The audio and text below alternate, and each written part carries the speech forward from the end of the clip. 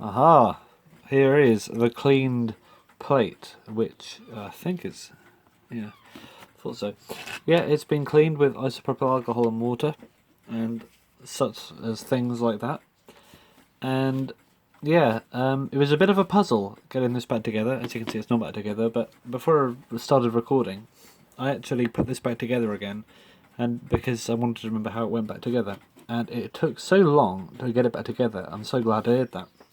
So after cleaning them, they all went in the same pot, so I sort of jumbled them up. But now they're all laid out again, slightly off camera, and I shall put them back in again in the right order. The main help really was that the pivot holes were actually slightly different sizes, and a wheel that would fit in one would not fit in the other.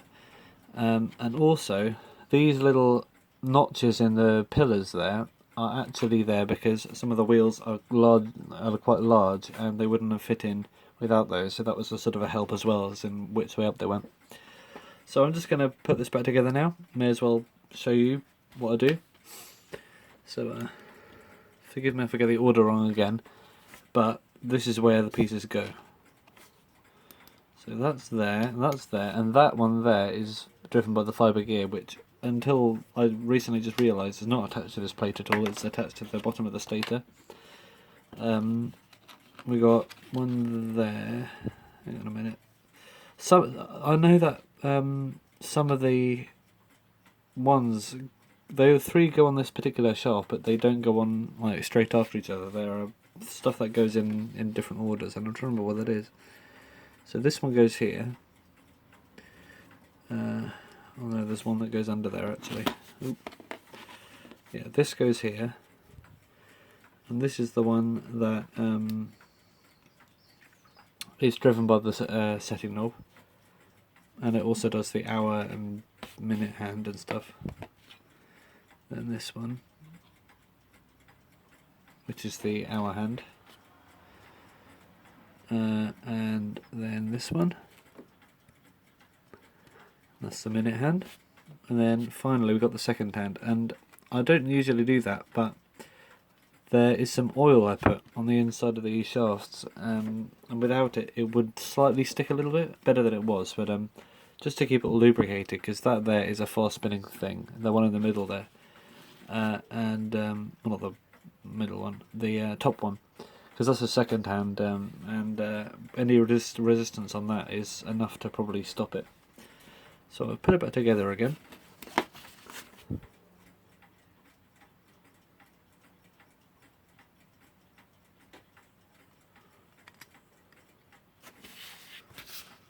That's the tweezers. There they are.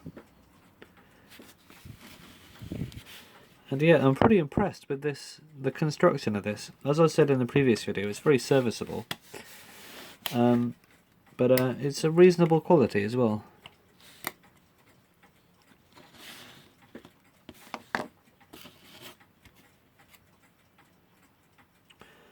We've got two little screws.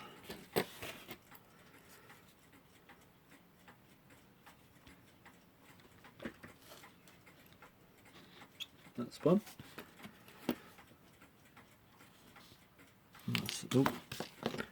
That's the other one. And I'm going to oil this. What is up with this screwdriver?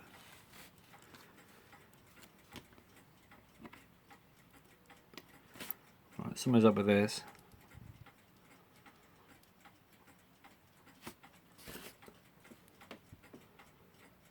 There we go. Alright, tighten these up properly now. I think these are the right screws for the job. And yeah, I seem to remember there wasn't one there. I can't remember why now, but I seem to remember there was not a screw there. Ah, I think that was one of the ones that attached to the dial pan. Well, not dial pan really. The sort of, it's like a dial pan, but it goes on the inside of the case. So we got these, and they're actually spinning pretty freely, which is good. So we'll get the oil.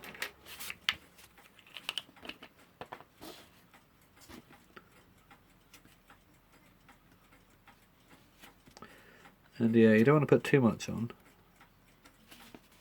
because if you put too much oil on and it sort of spills out of that little oil sink, then it can drip down and just cause everything to get covered in oil, just get dirt sticking to it and stuff.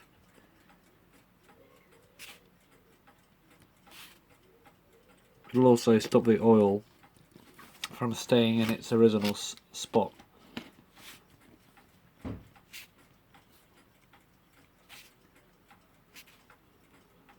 Alright.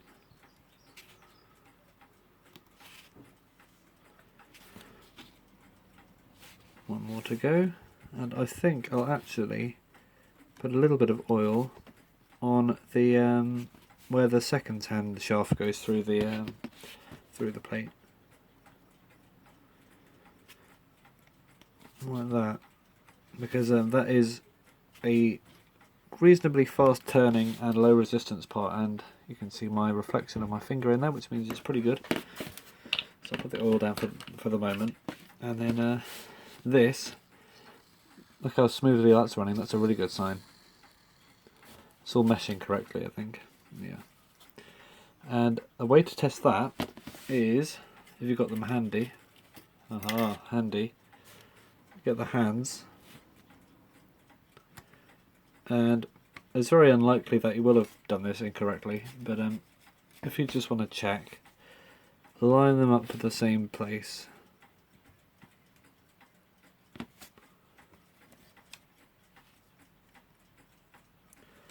For example, that gap there between the pivot and the hole, and if you just do that, it will have, when the second time gone round, it's 1 minute, as you know, time works like that, and yeah, it should do normal clock type movements. You can see my finger's got a nasty split in it, because that's because the isopropyl alcohol dried it out so much that I was actually doing this particular movement with my other finger, and just because it was dry on dry, then it literally just caused my skin to split, but it wasn't painful because it's like completely dead skin. So that's good so far.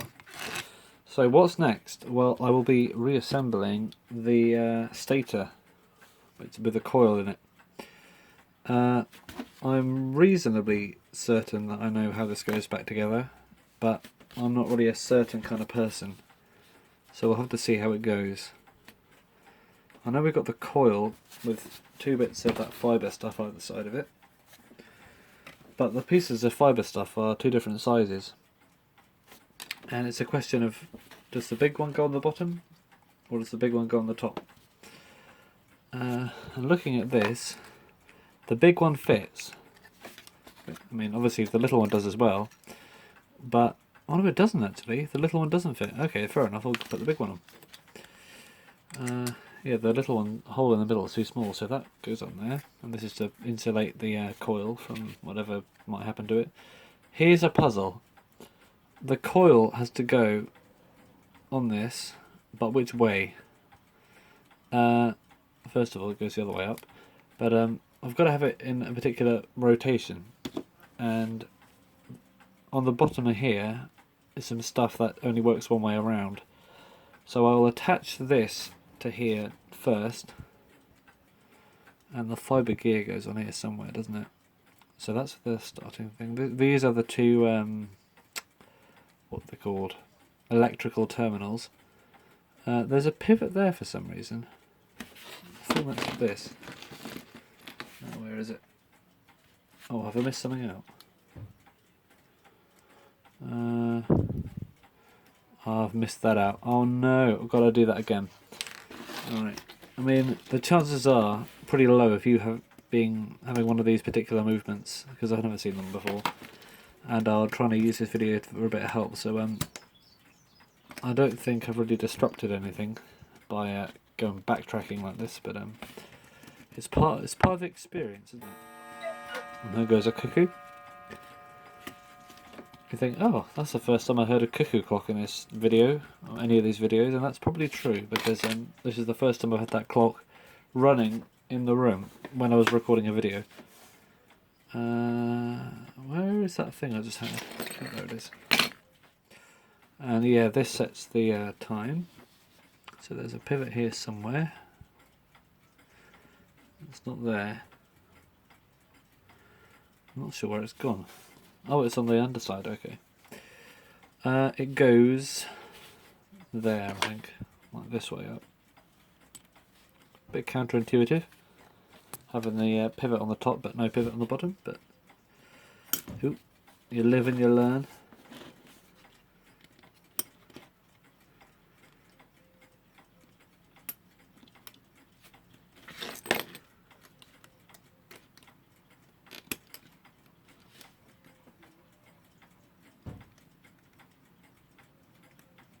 Why is this not going? It's not lined up properly yet. Maybe this one goes on first. Yeah, lining up the pivots is an acquired taste. You gotta be an unusual person to actually enjoy doing this. I mean, it's not unenjoyable. It's quite satisfying. So yeah, maybe I'm one of those people. But you know, it's a bit of a faff.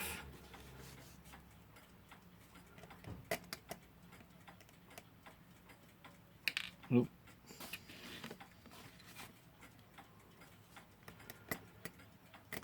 Why is this? Oh, there we go. Yeah, you definitely got to be an unusual person to enjoy dropping screws all over the place and losing stuff on the carpet, because that is not something that I enjoy at all. It's like the bane of me.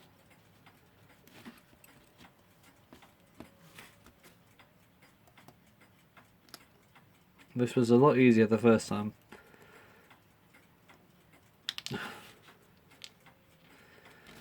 There are good things and bad things about magnetised screwdrivers. Or this is the worst kind, where it's a screwdriver that wasn't originally magnetised.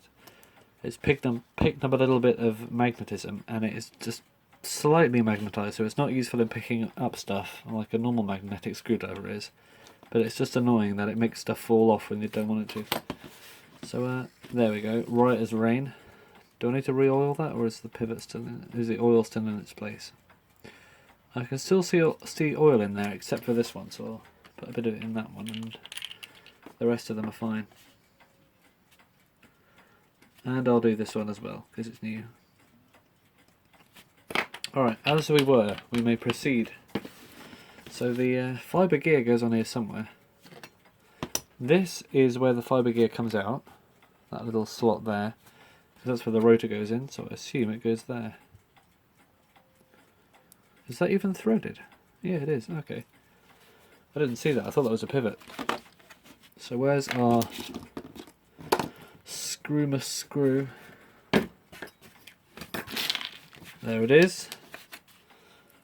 That goes in there, and I'll put a bit of oil on there actually, because that is yet again the second fastest turning part, and therefore needs as little friction as possible.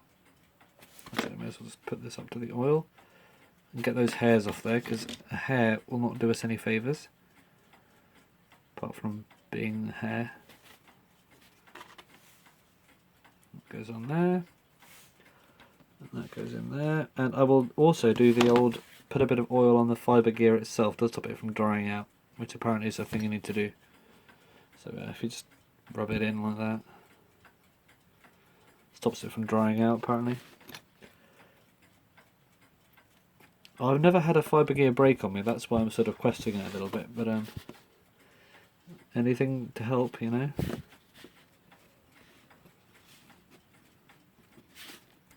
That does not seem as fast as it should be. Aha. I don't see why tightening it up would do it any favours.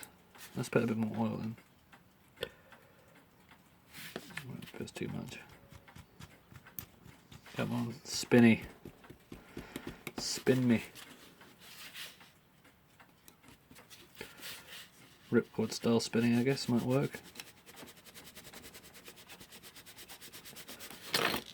Yeah, well, it's definitely not sticking, it's just not very slippery either.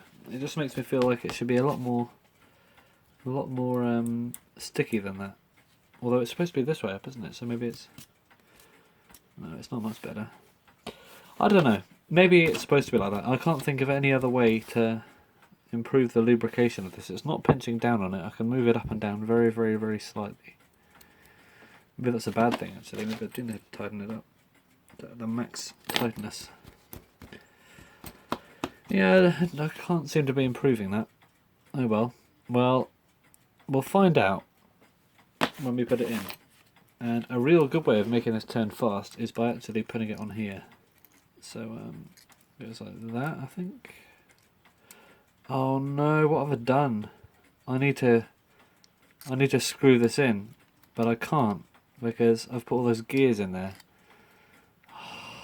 Oh no, what have I done?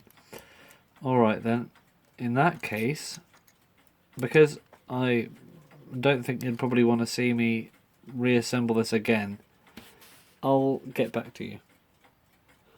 Right, welcome back, and I've got it together. It wasn't as bad as you might have thought, because I actually managed to lift all the gears out in one clump, put them back together in the right positions, and then put them all together sort of one handful and sort of get it all lined up. But yeah, fibre gear turning alright. It doesn't seem to have hindered the rotation of it at all, even though it doesn't feel that good by itself. It doesn't seem to be doing any problems. So with that done, we can carry on with the old stator. So let's put the thingy-mabob in there. And yeah, these. So I've got to do the electrical contacts.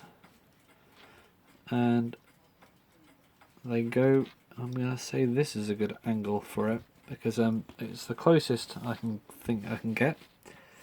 And yeah, they both reach. Okay, so as we do these, let's see if I can remember how to do it. So we got these go in this way, don't they? We got a goes through there. Well, the lighting's not very good, is it? Goes through the electrical bit, and then it goes through this interesting. That goes on the outside. It goes through this fibery type bushing washing thingy. And then it goes through there, and then we got the smaller. Oh wait, there's a.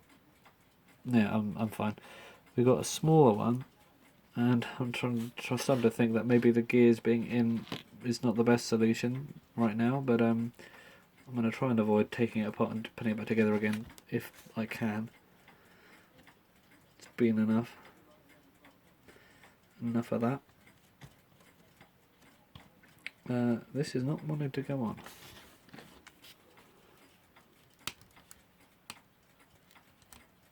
There we go. Just needs to be tightened up. Then we have a very thin washer of a similar material. It's a bizarre construction, this, and I keep getting my skin flap getting caught and stuff. It's a bit gross. Trigger warning, as they say. A bit late now. You know what? I'm going to use tweezers. My finger's just a sore right now. Put some Germaline on them, but doesn't seem to be soothing them as much as I thought. So I'll put this on, then we got the brass washer. And then finally we have a little nut. And a joyous thing is that we need to do it all over again, because there are two of them. Once I get this on, this does not, oh no, it just came off again. The joys of small nuts. Right. Hold it. Oh no. Alright, you can't even see this because the lighting's in the wrong position, but I can't move that. It doesn't go any further than it is. So I'll put my thing on there and then try and twist this into the twist the thread like that. Yes, it's getting home. It's homing. It's like a pigeon. Right. Can I get this lined up? Ooh, almost. Where the hole is pointed towards me, because that means that it'll be a lot easier to put the wires in the end. Less strain relief, but I'll tie a knot in the cord. So that one's done.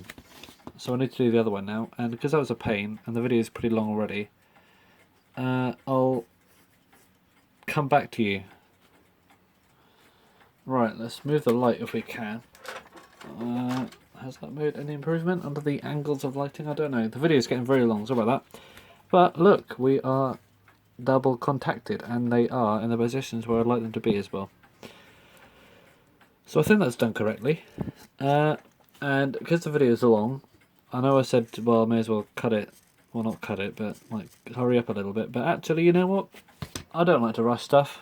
You don't like to get really long videos, probably. So I've still got the rotor to do. I just had a hurrying thought. Was I supposed to do the rotor earlier? We'll find out next time. Because, yeah, I'm going to record straight after this. But for the sake of videos not getting too long, I'll see you next time. So don't forget to subscribe, because if you don't, you'll be very sorry.